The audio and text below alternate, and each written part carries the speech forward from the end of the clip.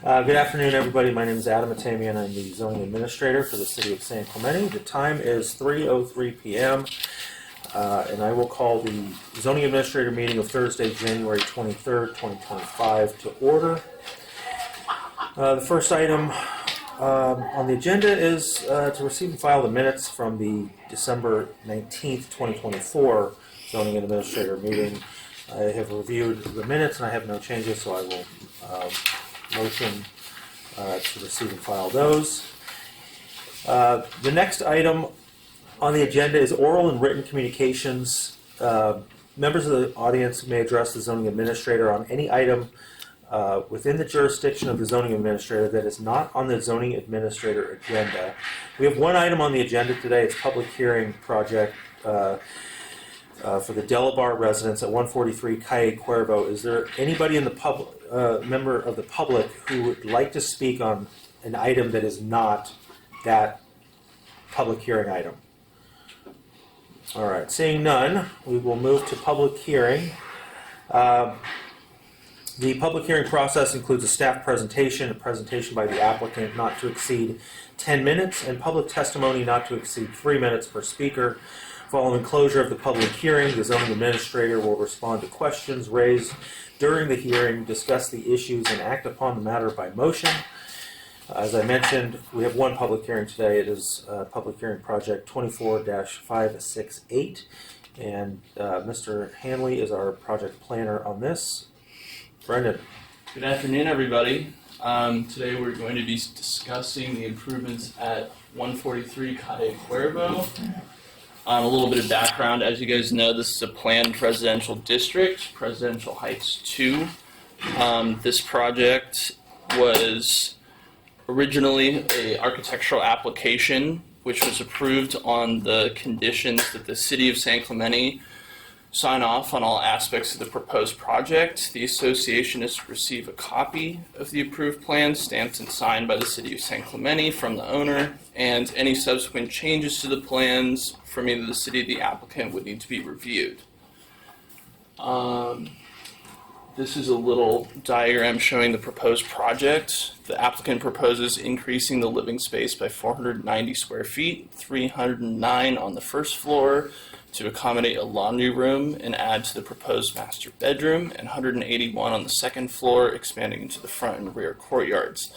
This is accompanied by a remodel to reverse the floor plan and a new 176 square foot balcony over the rear courtyard. Here's an elevation for you guys as well. We can go back to these and later. Okay. So the lot coverage and design standards are specific to this community and should be established by amending the community's governing documents typically. Development standards for PRDs such as lot coverage maximum are determined through the site plan process. This particular site plan does not have objective design criteria, so that made this project slightly more complicated. There are segments in the CCNRs that say that it may be amended as changes are deemed desirable to keep pace with the changing needs of the community. Oh shoot, I went ahead one more slide. As an alternative to this process, the applicant is pursuing a development permit. He requested to move forward with a discretionary hearing on the project itself, which could set a precedent for future additions within Presidential Heights 2. The zoning administrator, judging that a development permit is required, as the project has exterior changes that are not eligible for administrative development permit.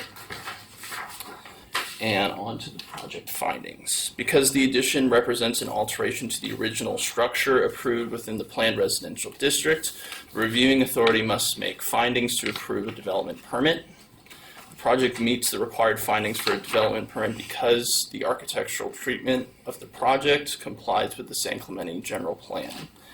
In that, the addition maintains the building profile, height, and massing oriented toward the street and meets development standards in the residential zone that allows the proposed project. The architectural treatment of the project complies with the San Clemente zoning code, The project addition complies with the rear setback requirements for the planned residential district. The project does not increase the height of the residential structure, and the project exists within the boundaries of the parcel. The architectural treatment of the project complies with the city's design guidelines in that the project will maintain the existing setbacks and massing as viewed from the street. This is consistent with design guidelines DG2B, which states all development proposals should demonstrate sensitivity to the contextual influences of adjacent properties and the neighborhood. I'm also citing DGB3, which states design buildings to be compatible in scale, mass, and form with adjacent structures in the pattern of the neighborhood. The proposal is not detrimental to the orderly and harmonious development of the city in that the project requires building permits to verify compliance with building and safety regulations. The proposed addition complies with development standards for the underlying zone. The addition is approved by the Presidential Heights II Architectural Committee on the condition that it's approved by city staff. It was rejected. It was rejected. This is not a conversation. Excuse me. Staff is going to present. Everybody will have 3 minutes to present their information, but this is not a conversation between staff and the public, or staff and the applicants, or the applicants and the public. Everything comes through me, and I will make determinations and ask any follow-up questions that are necessary. Mr. Hanley. This project addition does not fundamentally alter the community in that the increased lot coverage is not significant to the extent that it changes the character of the building. It also adheres to design guideline 2B3, which once again states respecting the privacy, sun, and light exposure of neighboring properties. The general appearance of the proposal is in keeping with the character of the neighborhood in that there are 2-story single-family residential buildings in the neighborhood. The addition does not increase the height of the residence, and there are examples of additions in the front and rear courtyards in both Presidential Heights 2 and the adjacent community. The project findings needed to amend the development agreement and review procedures for future projects are included in section 4. That would be this project and any other project that expands the footprint of a residential structure consistent with the height and setbacks of the PRD may be found consistent with the zoning. This addition and any addition that expands the footprint of a residential structure consistent with the height and setbacks of the PRD does not change the use and design of the development and is consistent with adjacent properties. The development's density is consistent with the existing zoning for the property. This addition and any addition that expands the footprint of a residential structure consistent with the height and setbacks of the PRD would not result in impacts to topographical conditions because the subject site is relatively flat and all the lots within the PRD have existing residential structures on graded pads, which would not be altered to construct at-grade additions. All right. Let's see. Staff recommends that the zoning administrator determine the project is categorically exempt from the requirements of the CEQA pursuant to CEQA guidelines section 15301, existing facilities, and adopt resolution 25001, approving the public hearing project 24568, Delabar remodel and addition, specific to the improvements at 143 Calle Cuervo, and subject to the attached conditions of approval. I'm going to supplement that a bit. I'm Zach Ream, principal planner, part of the staff presentation. So just for the zoning administrator's review of the way the resolution, the staff report are laid out, staff's not recommending and the HOA is not asking for the findings in section 4 of the resolution at this time, which would amend the development agreement. Staff for the last 6 months has been telling the association we think that's what the best process would be and that's what they should do, but the association has not submitted that request. So if the association were inclined to submit that request, we'd probably be recommending a continuance of this hearing, and the association could come back with the development agreement modification, and we could, if the zoning administrator felt those findings could be made, then the whole development agreement could be updated and other projects of this sort could be approved in the future. If the association and the applicant and the zoning administrator are only inclined to approve this project, we think the findings in section 3 are adequate to approve a development permit, but not amend the entire development agreement for the neighborhood. Thank you, Zach. We also had some public interest in this project, evidently, and the summarization of those comments are that citizens are concerned with the consistency with the architectural application and the city's application, protecting privacy, views, and lighting, keeping with character of the community, encroaching into the common area, and railing design. And those comments and the letters have been provided to our zoning administrator for his review. All right. Thank you, Mr. Hanley. Thank you, Mr. Ream.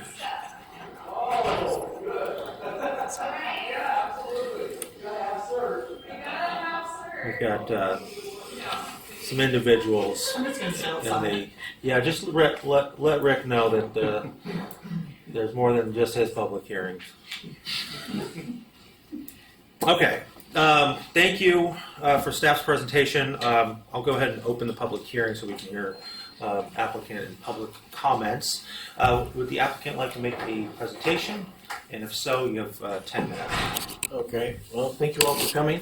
Appreciate everyone taking a And part of their day out. my apologies. For anybody that speaks, if you could say your first and last name, and that would help us with keeping the minutes. Sir. Jeff Delabar, resident owner of 143 Kayaquarland. One of the things that attracted my wife and I to this beautiful neighborhood was obviously the great ocean view. And we're working with Greg. He suggested flipping the floor plan, which we took a little while to make up our minds to do, but then ultimately saw the wisdom in doing it. Being very mindful of blocking other people's views or their privacy has always been a big concern of ours. We're really looking forward to getting the project started, and unfortunately we got started a little ahead of time, and things be it that they are, we are at where we are right now. There are several homes in the neighborhood, same model as ours, that have been modified to just about exactly what we're doing. So I did not see that this would be a huge challenge, but evidently it was. So anyways, I'm here to answer any questions. I think the project should move forward. I don't think it's going to negatively impact the surrounding homes and possibly make them more valuable. Because if I'm able to do this, then other people will be able to also do the same modifications. There are several addresses. They're on this storyboard we put together that have done almost exactly what we're trying to do, with a few minor tweaks, being moving the living space to second floor being probably the major thing, but that's mostly indoor exposure. Having said all those things, thank you very much. Thank you. I'd like to. Are you the architect? Yeah, I'm the architect. My name's Greg Jordan. I just wanted to reiterate what Jeff was saying, and point out there's a lot of homes in the neighborhood. This is just a small sample of the existing homes that have already been approved. And I'm assuming they were approved by not only the HOA but the city, because one of the conditions of the HOA approval is to come back and prove that you got your building permit and everything was done according to plan. Our design is not impacting the view at all. It stays within the existing roof line's envelope.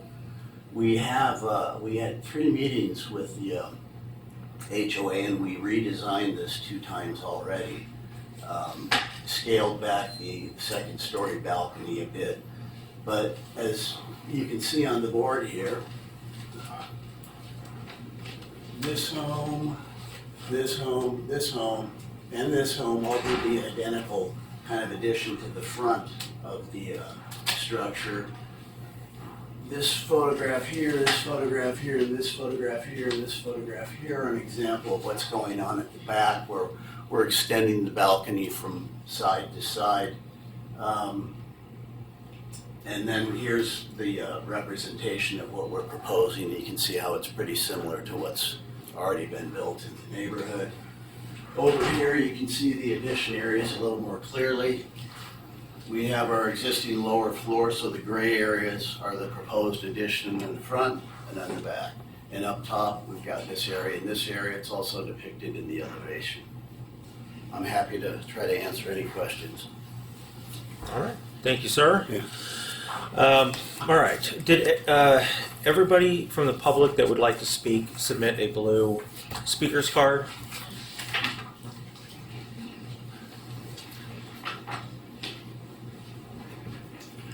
Is there anybody that would like to speak that did not get a blue speaker's card?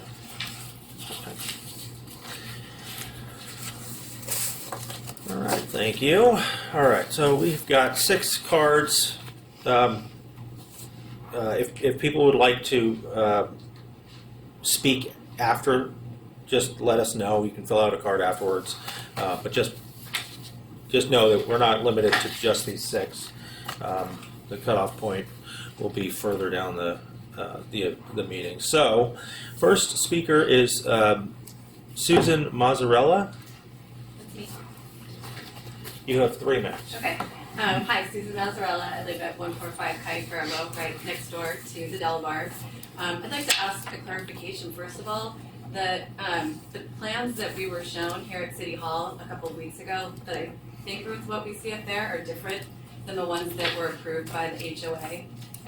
If I'm looking at this correctly, it looks like the upstairs balcony is angled slightly. The ones that we reviewed and acknowledged as part of the HOA application was straight. And I think Brandon, we had talked about that being, there were two sets of plans that were, so which plans are actually being evaluated? I'm happy to answer that for you. This is not a conversation. I will follow up on that concern. All right, because mine and my husband's statements rely on the difference between those two. So, anyway. Well, I can answer quickly. The plans that you see and the plans that are included in the report are what the zoning administrator is reviewing today. Regardless of what has been presented to the HOA, consistency between those 2 plans are a burden on the applicant. So it would be in their best interest that they're proposing the same project. But within the zoning administrator's purview, it's just what I have in front of me today as part of the record, which is the plans that were attached to the staff report. Okay, so I don't know which plans those are, but I'll just do my best to explain my. Do we have a public copy? There's 2. There's a public copy at the end. Okay. If you would like, how much time?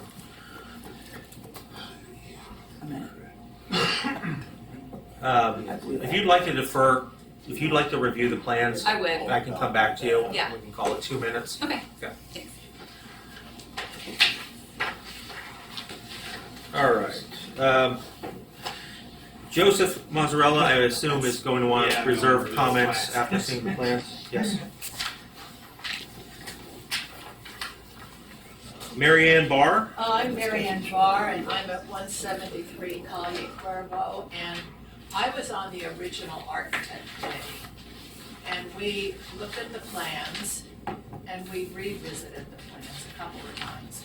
And we were never satisfied with the details that we were given, and the concerns that you have up here were all presented by the architect committee as far as the noise and the privacy and the lighting, and so we denied the entire project, and the board overruled the architect committee. And when we had the plans in front of us, they didn't even give us anything about the looks of the garage. And just in looking at this, that garage door isn't, I don't believe, uniform with everybody else's garage doors in section 1. In section 1, which is that's a part of, they all have closed garage doors without windows. And so it just looks like things have been tweaked a little bit, even from when I originally saw the plans and denied it a year ago. So that's all I want to say. Thank you. I believe this is Matt Plaxton. Yeah, good afternoon, everyone. My name is Matt Plaxton. I'm a partner with Tinley Law Group. We serve as general counsel to Presidential Heights 2. I read through the staff report. The staff report adequately or accurately reflects the record in this in terms of the association. The architectural committee did deny the application. It was went up on appeal to the board of directors pursuant to the governing documents as well as the civil code, and the board elected to approve the plan subject to the conditions that were on the screen earlier. And so that's why we're here today. So our position is that the report accurately reflects the record as it pertains to the association, and the board on behalf of the association does not necessarily oppose the recommendation that's made in the staff report. The only concern we have is with amending the development plan at this point, or the development agreement. The board would like an opportunity to sit down and actually have a conversation with the city and what that would look like going forward. They're not opposed to the idea, they just want to make sure that they're more involved. So we're not necessarily here to oppose the applicant in their application, as it appears based on a review to be consistent with what the board approved. But we want to make sure that we're participating in any discussion on the amendment to the development agreement. So that's all I have to say. Thank you. Thank you. All right. My apologies. I'm not sure exactly what the last name is, but Carol. Yes, Carol Blessing. Thank you. 181 Connie Corvo. I've been living in President Heights for 30 years. And the property was completely destroyed without a permit of any sort. Didn't even get an asbestos testing permit. So that dust was scattered all over the neighborhood. The rain poured into the structure it was completely open on two sides, all through the rainy season. So I'm sure everything is rotten in there, probably have termites. Your neighbors might even have termites. This property was permitted as a whole unit, not as individual houses as you'll find around town. You can't consider it that way. It was approved in 1974, I believe, and it also required asbestos testing. You had no permits. You ripped open and destroyed the whole building without a permit, and of course it was posted by the city. So I just think the whole thing is outrageous. I'm one of 8 people that were on the architectural committee, all of whom have been officers, presidents, treasurers, and so on throughout the years. We've never had an incident like this ever in the community. This man just decided this was his dream house, and he was going to do it regardless of what the government says or the community says. We didn't have a hearing. That should have come, this hearing should have come before this was done. And you would have seen that the community did not like it. There are a lot of other houses that are 2 stories that have beautiful views, didn't think of doing an upside down house. It's not part of the plan. The plan was for the whole community as it was developed, as it was put on paper in the 70s. You can't think of it as an individual house where you can have your dream house regardless of what the neighborhood thinks. It's not like building it somewhere else in town where you bought a lot and you have that plan and submitted it to the government and got approval. No, I'm sorry. We don't like it, we don't want it. It projects a lot of noise, moving the living area upstairs with great big windows which can be opened, where you have the kitchens, which are very heavy, which require a lot of steel to support it underneath, and steel to support the steel on the first floor. It's just the whole plan. It's a wonderful plan for someone else's place, not our place. Sorry. You look around the property and you'll see that the structures exist just as they were built, basically. The only major changes that have been made with approval of the whole board was the I'll give you a few more seconds. but that was the timer. someone enclosing their patios with glass on the first floor. That's it. Thank you for your comments. Ilsa Berkey? Yes. Yes, I'm Ilse Burke. I'm a longtime resident of Presidential Heights too. I'm a former board member, and I've been a participant and member of the Architectural Committee for a number of years, about a half a dozen years. When the Architectural Committee first saw these plans, when the plan was first submitted, the problem that the Architectural Committee had was, number one, the scope. There has never in the history of Presidential Heights 2 been a complete do-over and tear-down. And generally, the Architectural Committee is very supportive of remodeling projects and improvements. We like improvements. Our concern was, number one, about the scope and that there was not enough oversight. And also, we wanted some professional advice as to the progress of the project. And unfortunately, we never were able to make that happen, and somehow the plan was approved and then it moved forward. So basically, I think the biggest issue with the plan is simply the scope. I think there's some 500 feet of added space that simply takes up far more space than any of the other 155 units in the community. And I think that's the big issue. So we're not in I certainly, as a member of the Architectural Committee, would never say, no, you can't make improvements. But I think they have to be smart improvements, and I think this whole plan needs an enormous amount of revision and supervision from professionals. And quite frankly, the board, no one on the board is an architect, no one on the board has a whole lot of construction experience, and I think we really need to hire some professionals to give us a greater insight that this project will absolutely fit into our community. So, we're not totally against it, we're just not happy with what we're being presented.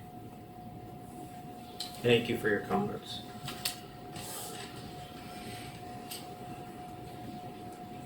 Okay.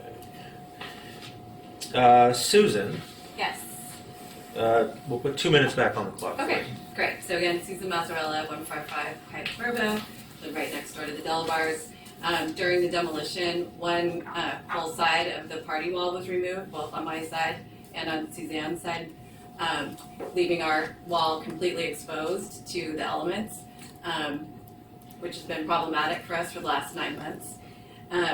In reading through, I understand that the city's not responsible for enforcing our community rules, but there are some, I think, really important things in the CC&Rs that haven't been addressed regarding party walls, the wall that we share in common. It's very specific in the CC&Rs that if there are any alterations, expansions, additions, modifications to that wall, that both parties have to agree in writing, and that the architectural board needs to sign off on it. We haven't agreed to anything, and there have already been very extensive revisions and modifications to that wall. So we're looking for, the opportunity to be a part of that discussion and evaluation in line with our CC&Rs.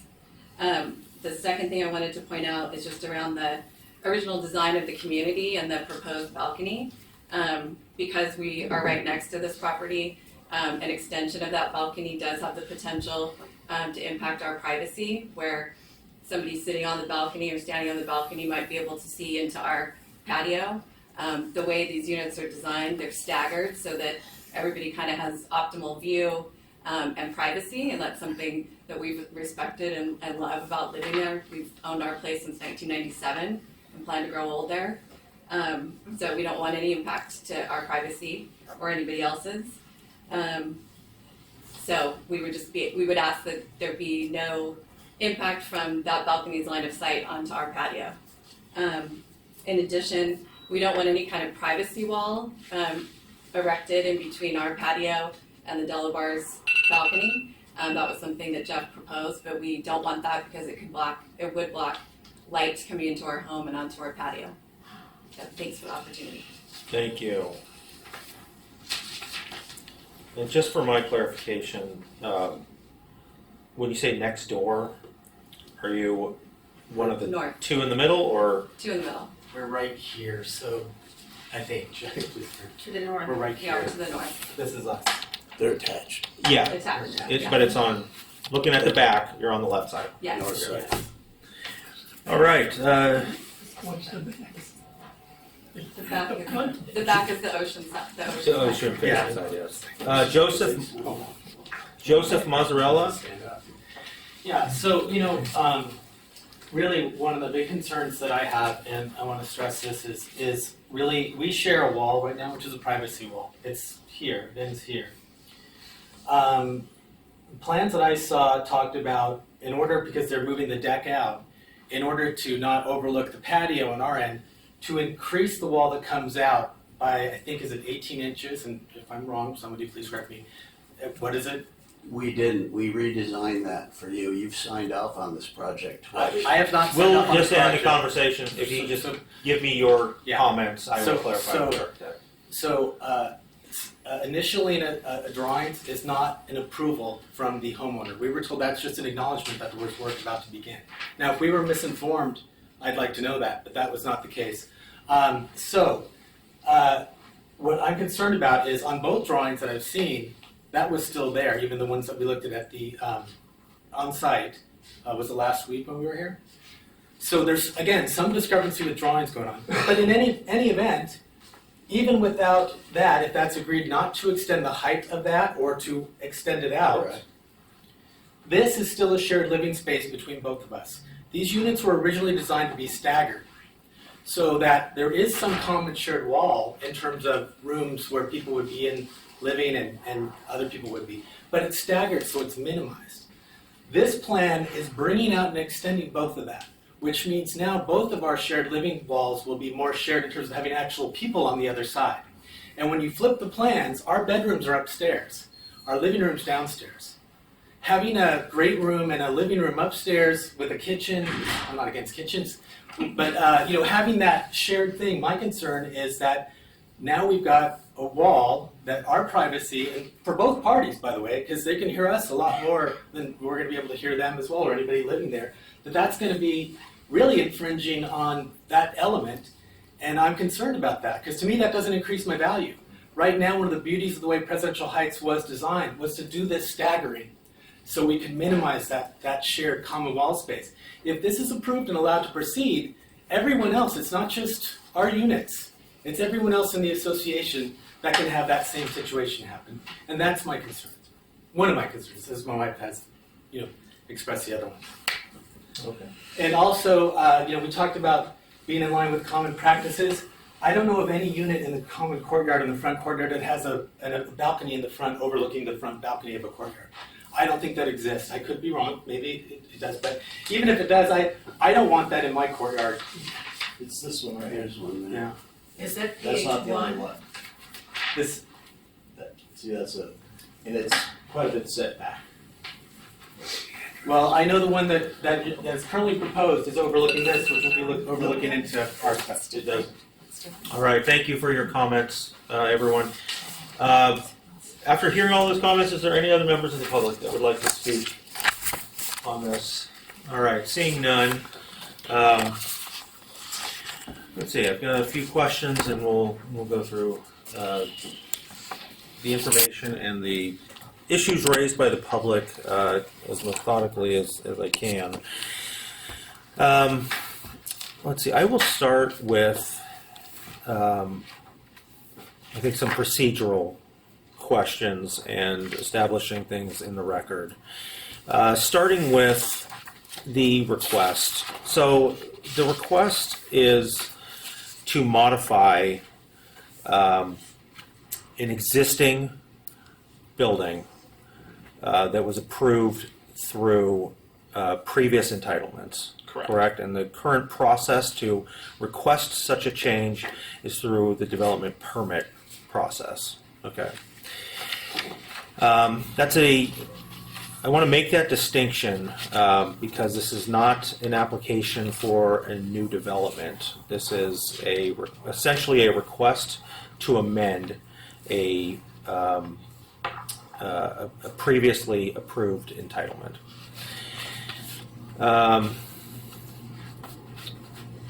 I've reviewed all of the documents. I did visit the site and looked, and I'm familiar with this development over the years of working within the city. But I do want to cover a couple things. So there's a number of attachments related to the track maps and the Presidential Heights community architectural application.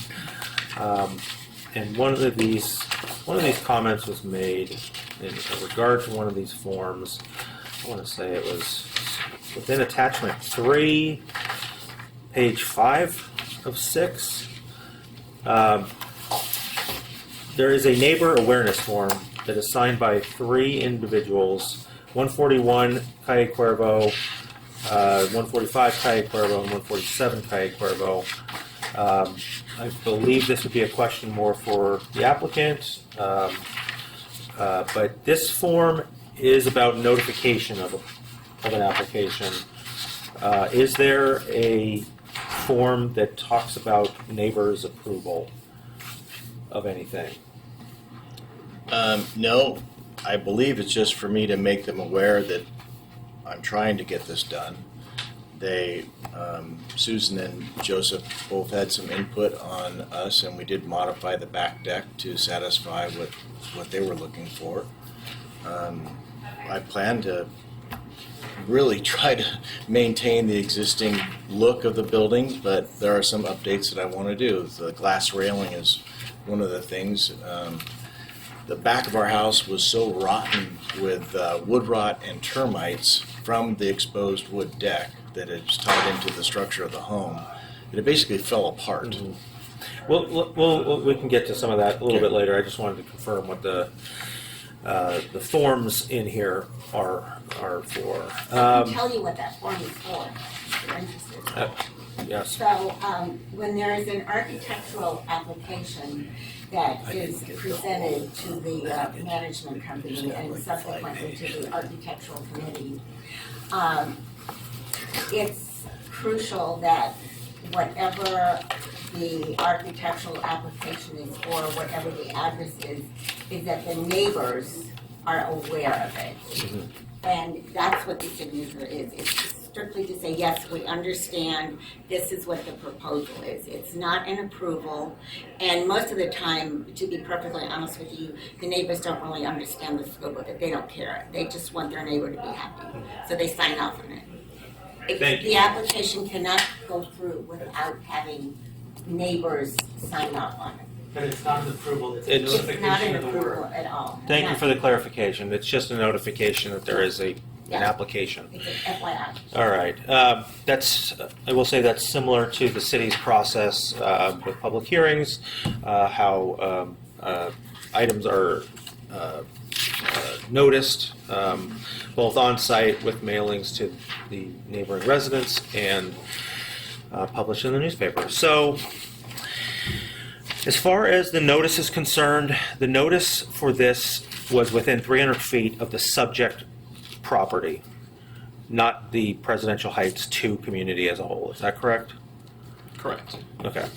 So I like staff's inclusion of options for the zoning administrator's consideration, but in addition to staff's recommendation regarding section 4 of the resolution, that will be not be considered because that was not part of the notice that went out to amend how the city will review and or process future applications for modifications within the entire Presidential Heights 2 community would require notice to that entire community and 300 feet from that entire community. So I will we'll just take that off of consideration. Let's see.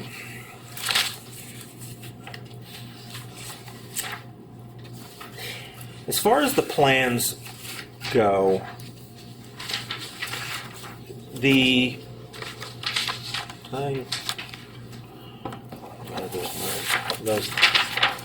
you. As far as these plans go, are these the ones that are being proposed? Is this the, For some reason, I think that the deck, the rear deck on the second floor is possibly off. Okay. That's It's the only- reduced. So- It's actually smaller. okay, so that was one of my questions. The site plan on the first page, if I had to scale this out and guess what certain features are, I'm assuming that this area is the pad on the ground behind the neighbor, Yeah, I'm trying to grab. right? And that Yes. this is the outline of the house. Correct. Right, okay. So there's, from the proposed deck, I'm gonna guess that's, if I scaled it out, it'd be about 8 8 to feet. 9 feet or so? Correct. Okay, and then looking at these plans, if we go to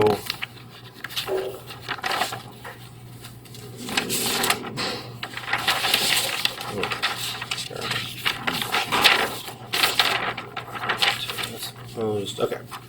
So this is the proposed upper. I'm going to say this corner Yeah. is, That's what the balcony does now. okay. But this corner is this corner.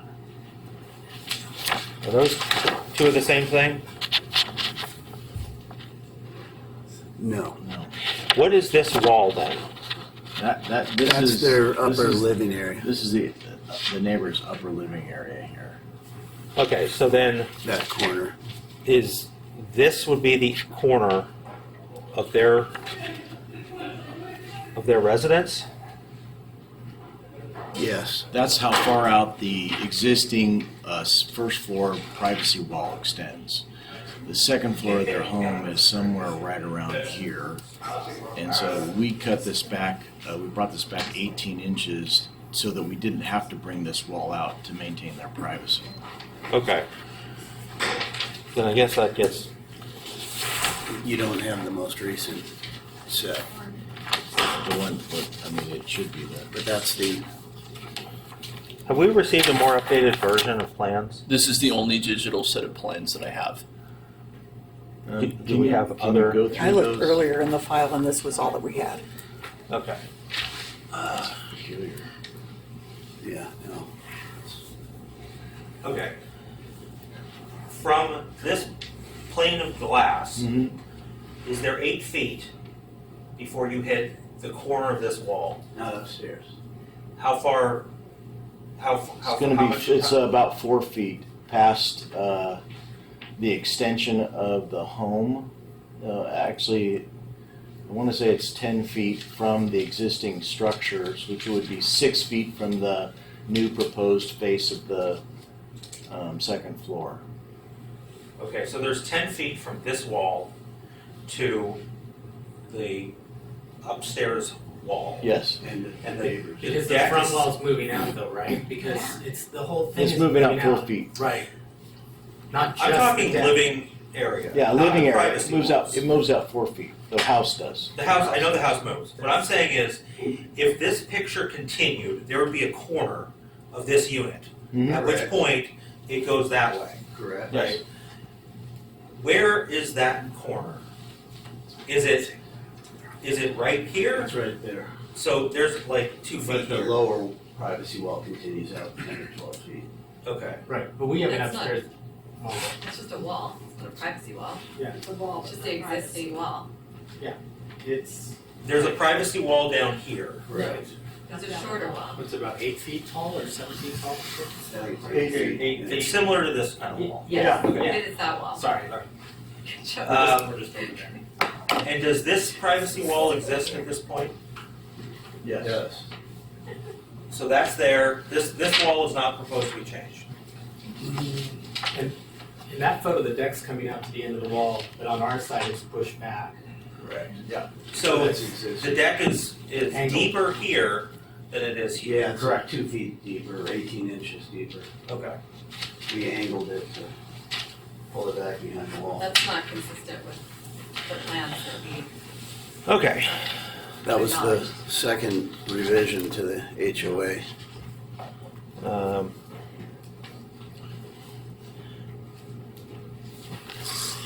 All right. Just so I'm clear, can I ask a question, because I don't know now what plans were. Is there any proposal for the wall that extends beyond this corner, think of it from the top, where this angle ends, and then the wall extends, which is then just the patio wall, kind of, the privacy wall. There's nothing in any of your current plans that show putting this kind of angle or adding additional top, Adding nothing on your side. nothing here coming down, so it'll be still a right angle. Still a right angle We're from not the end of doing the wall. anything on your side. But then So let me just get through all the questions and just see if we can get to a point here. All right. So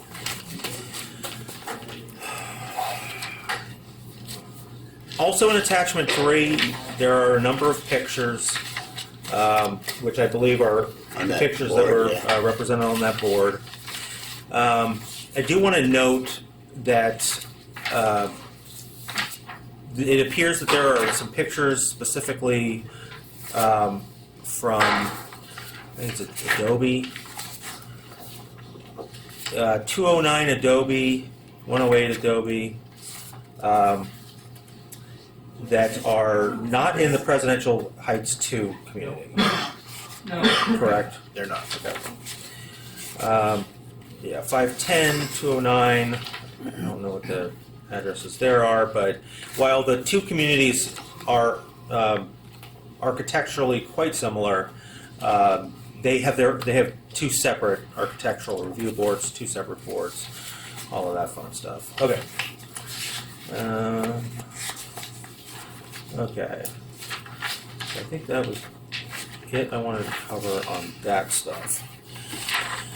All right.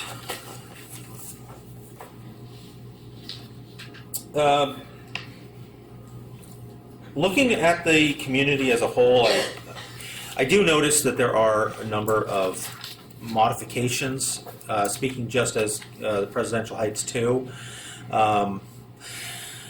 I do not have the information as to the permit status of all of that work. Some look, what I'll say, are maybe a little less desirable by today's standards than we'd like, but there's clearly been some modifications to the units over the years.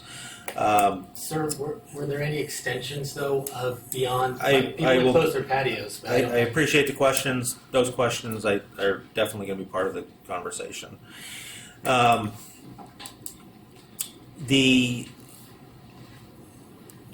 the staff report indicated, there is definitely some precedence for these types of developments to want to modify things over the years to keep up with current trends or provide, updated amenities.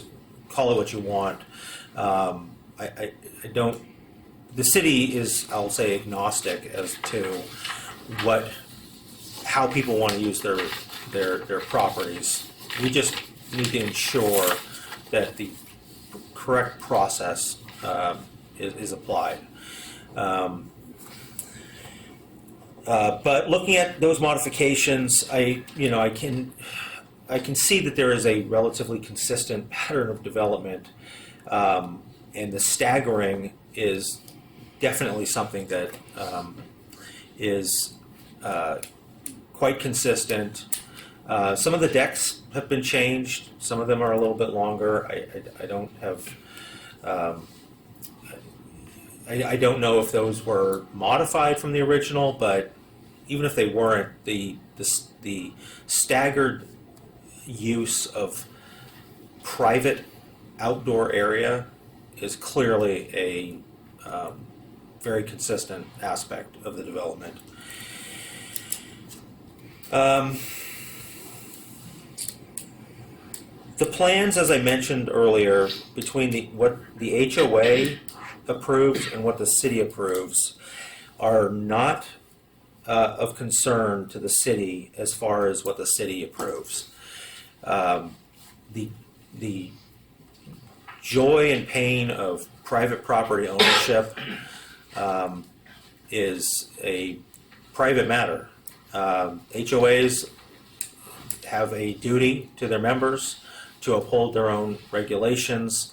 I am aware that the architectural committee did not necessarily approve this. It went to the board. The board approved it. That none of that is within the purview of the city. That's a private process that works however it does. What the city is concerned with, though, is public concern and neighbor concern.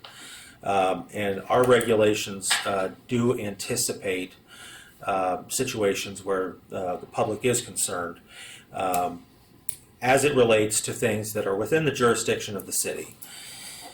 To that end, some of the comments that were made about reversing the floor plan of the property, that's really not something within the purview of the city of San Clemente, to the extent that that reversal of space allocation can be approved through a building permit process.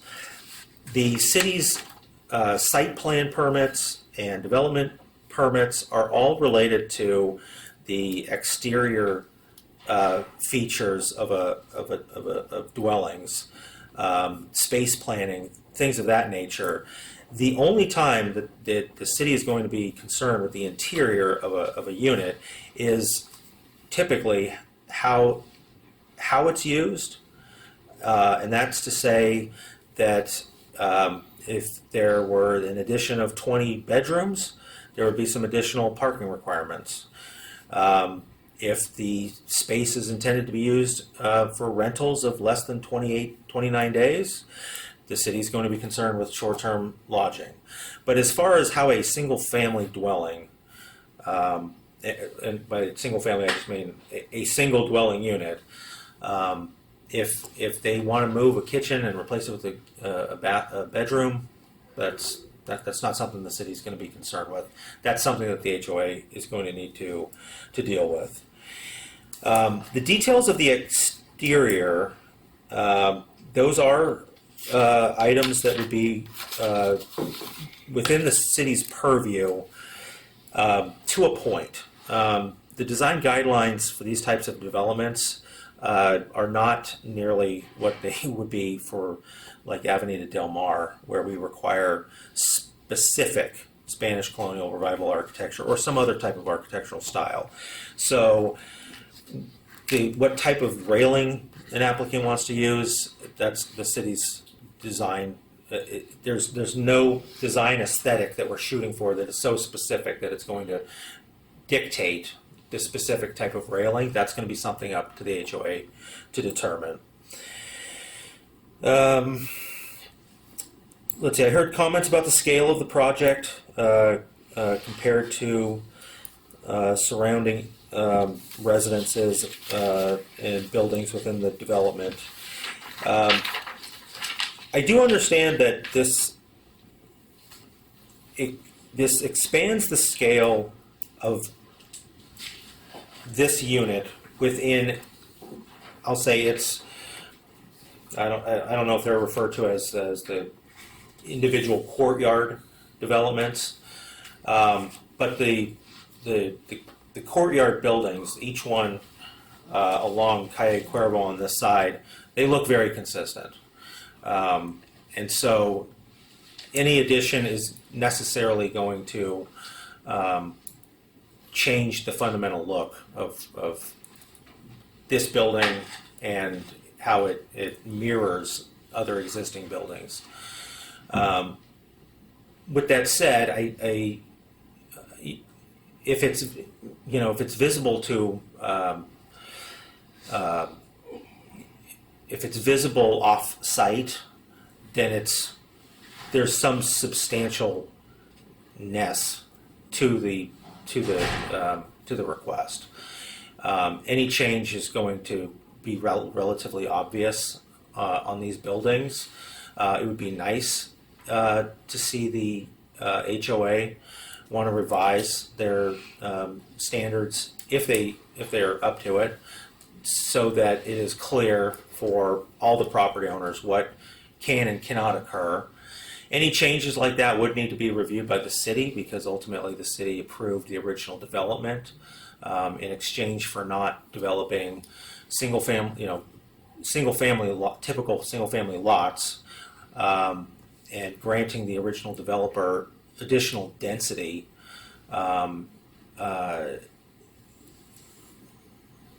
The city effectively approved what was originally developed. But understanding that changes do occur over the years, that's part of the process that the city wants to ensure occurs appropriately. I am aware that some of this work was started without permits. Is there a reason why permits were not applied for? Permits were applied for. We've been in the permit process for over a year, after over a year with the HOA, and what had happened is we went through the plan check process and the different departments came back with their corrections. But planning said, we want X. We want you guys to make sure, we want you, the Delabars, to have the HOA rewrite their CC&Rs to specify something more specific, I guess. Mm-hmm. And I said to Brendan, I'm like, we can't do that. It took us over a year just to get approval with the HOA. They're not going to go for this. They're not going to rewrite it. I mean, so we had a moving target. We were given a list of items. I said, in lieu of that, what can we do? Everybody has the right to answer my questions and provide the information, and I will take that into consideration, and I'm just asking for a response. Please continue. So, in lieu of that, Brendan gave me a list of 4 things to try to provide. I thought I had provided those. When ultimately those 4 items on the list were provided and reviewed, Brendan came back and said, sorry, we still want you guys to get your HOA to change the CC&Rs. Then after that, it's like we can go to a public hearing again. And that's why we're here now. Much to our dismay. That's a year ago. I mean, that's Please. At this point, I don't want to facilitate more conversations. I just want to get through my questions. So every other department but planning has approved the okay, but the question was, why did construction start before building permits were issued? That would be a question for Jeff. Got a little too zealous. We needed to remove some things on the interior so we could verify structural members, and one thing led to the next, and we went to, the back deck was basically falling apart. We went to tear that apart, and it kind of, the snowball started gaining speed, and that's Okay. what happened. Thank you.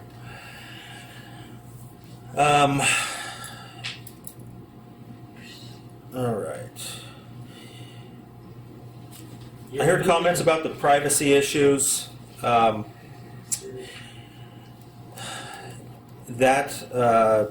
I'll kind of chalk into the same discussion about the staggered setbacks. Clearly, privacy was very, I'll say, very well contemplated in this development. And then we talked about the drawings. So at this point, I don't have any more specific questions. I know there's more discussion that we could all probably have. But in reviewing the applicant's request and the staff report and the municipal code, and just applying it to the fundamental processes of the city, this process with the zoning administrator is intended to allow modifications to existing development, previously entitled developments. We have 3 levels that allow for this type of modification. The first is for things that we would say are insignificant modifications that do not have a high likelihood of public concern or public impact. And that decision can be made at the staff level. It's called a city planner determination. That's not what this is. The staff initially looked at this as the next level up, which is a significant change to the previously approved development plans, and but with little concern for public impact. And that's what goes to the zoning administrator. And then the final level is a significant change with public impact or concern, and that would go back to the original hearing body, which in this case would be the Planning Commission. Additionally, the city's municipal code, as identified in the staff report on our decision-making process, does allow for the zoning administrator to refer things to the Planning Commission. And so just while I will say that there are some things that would be nice to clarify before any decision is made on this, specifically ensuring that the plans are internally consistent, and I think better demonstrate how this fits in to the overall design of the entire building. While those are things that would be nice. For this type of application that requires an HOA approval, the reason that it would generally go to the zoning administrator is because the HOA speaks on behalf of the community that lives there, meaning that city staff can often rely on an HOA approval to indicate whether there's going to be public impact or concern, because the HOA represents virtually everyone who would actually be concerned about a project in this development. It would really surprise me if there is anybody here that doesn't live in Presidential Heights too. Somebody that lives on Salvador, right, or San Pablo, or somewhere off of the development site. The city does require HOA approval on residential permits because we want to make sure that the homeowners association, the homeowners, are okay with a project moving forward. There is clearly a lot of public concern and perceived impact from this project. And because of that, I don't even know that the zoning code provides me the authority to make a decision on this application. If this was like all others where the HOA had approved it, but you live somewhere that doesn't have development standards, and so it requires a public hearing process to identify what you can do, and I'll give you an example. An HOA could approve a 10-story building here. The city would not. HOAs, some of them will say, oh yeah, we want, please invest, we want, more. That's not the case here. The case here is the neighbors around here are saying, no, we don't want this, and the HOA board, hearing an appeal, approved it. Since there is public concern and perceived public impact, the proper procedure at this point is to refer this matter to the Planning Commission. So that's the motion that I will make, and I will just advise the applicant to take into consideration the public's concerns. The Planning Commission's review will be, I'll say their purview is going to be very similar to the zoning administrator, meaning how the interior of the project is laid out is not within their purview. The use of outdoor space, where that space comes into affecting other existing privacy areas that were originally approved in the development, things like consistency of the design with the general aesthetic of the development. Those are going to be the aspects that they would consider the same that the zoning administrator would typically consider. So I would recommend that you work with staff to get this on a planning commission agenda as soon as practical.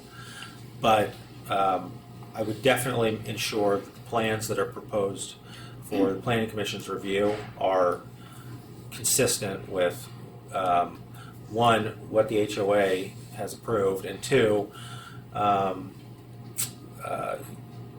fully demonstrate what you actually want here. So I thank you for going through this process. I understand that you might be frustrated that I was not able to make the decision today. I totally understand It's that. quite all right. I do want to, thank you, as all other homeowners, for wanting to invest in a property. Being part of an HOA, we just need to take all of that into consideration. So with that, I will move to refer this matter to the Planning Commission and close the public hearing on this item. Can I make one comment before we close it down? Greg and I did volunteer to meet with the architectural board several times and was denied each time the ability to do that. I would have built a 3D model for them if they really didn't understand the plans. Most of their concerns were subjective, not objective. And I think the reason why the appeal went through is because I addressed all of the subjectivity and pointed out the objective answers to all of those concerns. So, such as the party walls, they're double framed walls. So the two walls don't meet each other. There's a full inch of separation between them. You can Fully literally see our insulated cable right now. It's exposed on the back of our wall. Our TV cable is going through the wall with our exposed beams now. So you can call it what you want to call it, but it is a shared wall. I thank you for those statements. I thank the public for speaking on this item. Your input is always valuable, and the city does want to hear from neighboring residents. This matter is closed for this time. I do encourage all of the. Asbestos. That's the elephant in the room. There isn't any. So that's a matter with the building division. That's not part of the purview of this application. Well, you said the city has nothing to do with the inside of it. If they're worried about asbestos. Except to the extent that they require a building permit. So that would be part of the building permit process. All right, thank you all. We still have more meetings to go We're over, looking at so I need to continue this meeting. for the planning commission. Yeah. February 5th. Absolutely. We're not going to February 5th. Okay. Consider the one after that, which I guess would be the 19th. February 19th. Maybe. I apologize for speaking too soon, but I mean, this is a new experience for me too, so. yeah, this is, I did not anticipate this level of public interest in this project. I didn't either. So I just want to, I'm sure Well, the this a lot of thing is, people off by starting The by same demoing it, individuals and I know that was a mistake. caused us to redesign it twice already. The same individuals are bringing up the same arguments we addressed a year ago. So these are your architectural committee. We've been through this exercise, and now we're going to go through it for the fourth and fifth time. Thank you guys very much. It's very informative. Thank you for your attendance. Thank you. Oh, man. Thank you. All right, I'm going to continue the meeting since we're still going. All right, there is Do you want these? I guess maybe we're going to need Might as it. well. no new business, there is no old business, so I will adjourn this meeting to the next adjourned meeting? Isn't it the regular meeting? oh, I will adjourn to the next regular meeting of the zoning administrator to be held at 3 p.m. on Thursday, February 6th, 2025 at the Community Development Department in San Clemente.